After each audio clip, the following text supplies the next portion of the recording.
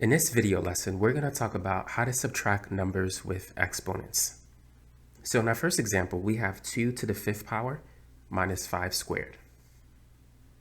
2 to the 5th power is equivalent to multiplying 5 2's, and 5 squared is the same as multiplying 2 5's.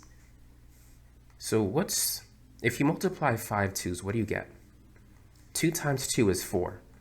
So we could replace each pair of 2's with a 4. So 5 2's is 4 times 4 times the remaining 2.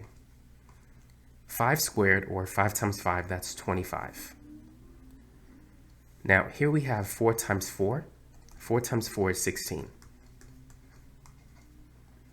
16 times 2 is 32, and 32 minus 25 is 7.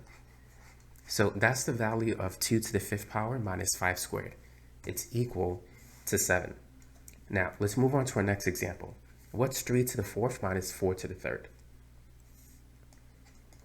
3 to the 4th means that we're multiplying 4 3's. 4 to the 3rd means that we're multiplying 3 4's. 3 times 3 is 9, so we could replace each pair of 3's with a 9. So we have 9 times 9. 4 times 4 is 16, so let's replace 2 4's with a 16. So we're left with 16 times 4. Now, 9 times 9 is 81. 16 times 4, 10 times 4 is 40, 6 times 4 is 24. 40 plus 24 is 64.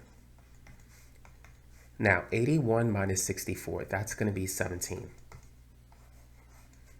So that's the value of 3 to the 4 minus 4 to the 3rd.